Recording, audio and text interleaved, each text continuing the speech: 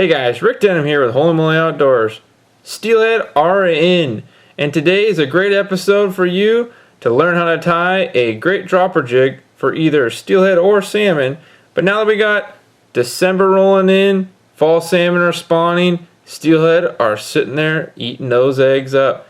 And this is a great opportunity to really get after those steelhead in the hungry bite for those egg presentations with a dropper jig. So I'm going to show you today how easy it is to tie your own up and really get into some fun fishing action. Many of you may be aware and familiar of dropper jigs in general. There are some tackle companies out there like Over the Edge Tackle, Bobber Down Jigs, a few different places pour their own dropper jigs. And these heads are great, but sometimes they're not always available. I found a great way with just a few simple things to make your own. We got in front of us an 1/8 ounce jig head. All you'll need then is some bait buttons. You can pick these up at your local tackle retailer. Come with over 100 of these little discs inside. Look like this packaging on your shelves. You will then need, for an 1/8 ounce and a 1/16 ounce, that's a size 10 rolling drop swivel. You could bump it up on a 1/4 ounce jig to a size 7 if you like. But the rolling drop swivel really is a nice thing to have and make this effective. Alright, so let's go then and take a look at how to put this together. So for visual purposes, I have this green jig head here, and I'm going to show you guys how easy it is to put this together. You'll take your bait buttons. You shake this down so you have the disc at the bottom. You will want to put the hook right at the top point, so that bait button is right in the dead center of that hook point. And then you will push that all the way up to the front end of the jig.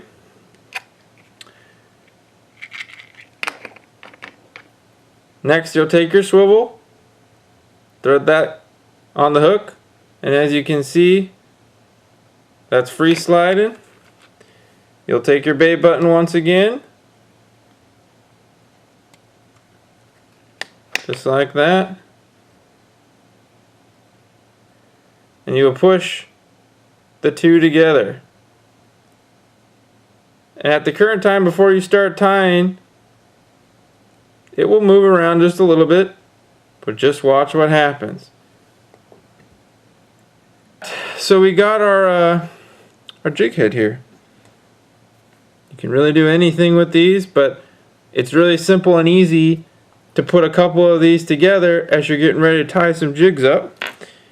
And what we'll do then next, we'll take our thread and we will start right behind the head there. What I like to do is I get a little bit down and then I come straight back to the head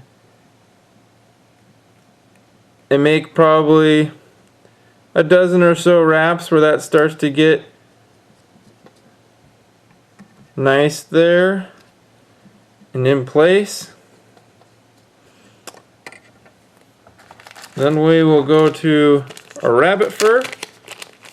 This one happens to be a fleshy two-tone. Trying to line it up as we want it here.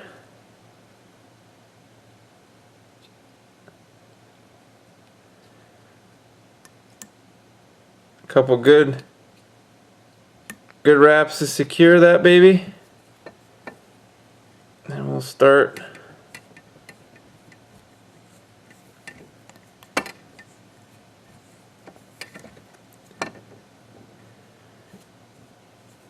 just like that, and then we will tie her off.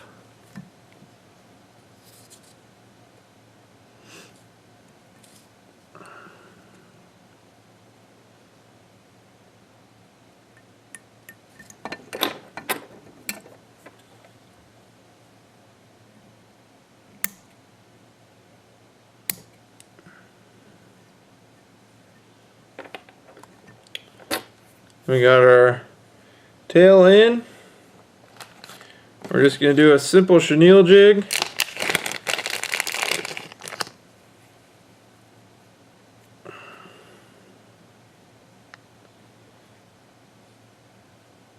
Lay that baby out.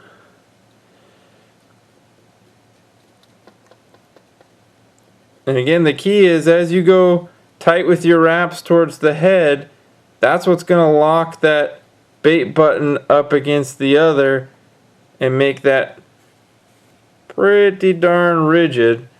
So we'll go here, and having the rotating vise is very helpful with this, because you can position however you would like to have your jig sitting. I got a good looking body there.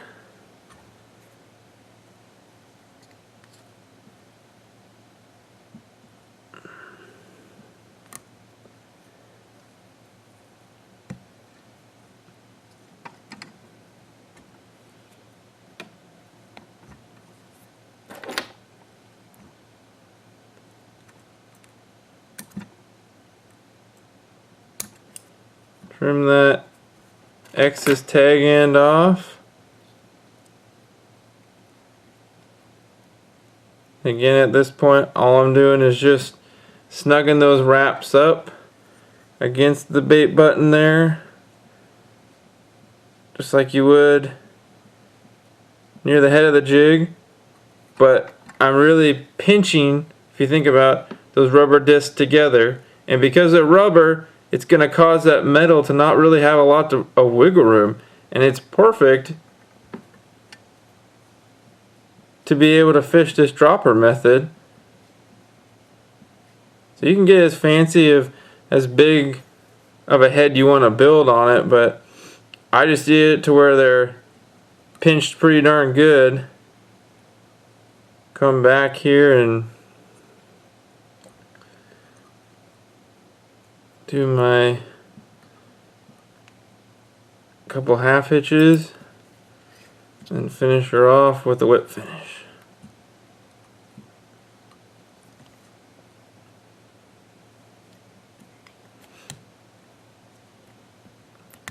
And to seal the deal, a couple drops of good super glue,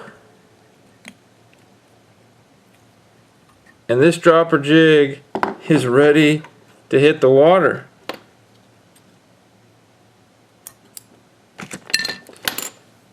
How cool is that? In no time at all, you have a super effective dropper jig, and frankly, having that swivel base allows it. I mean, I can barely even push that thing with a lot of pressure. So a fish hooked on this jig is really going to have the ability to spin around and roll, but you're not going to have anything to worry about for line twist and kinking as this goes through and fishes. So just like that, ladies and gentlemen, you have a bead dropper jig using a bait button. Thanks for watching. Really hope this helps you guys out. I'm going to be tying up a whole bunch of these for the weekend. It's going to be a lot of fun in the water. Take care, guys. Thanks for watching. Fish on.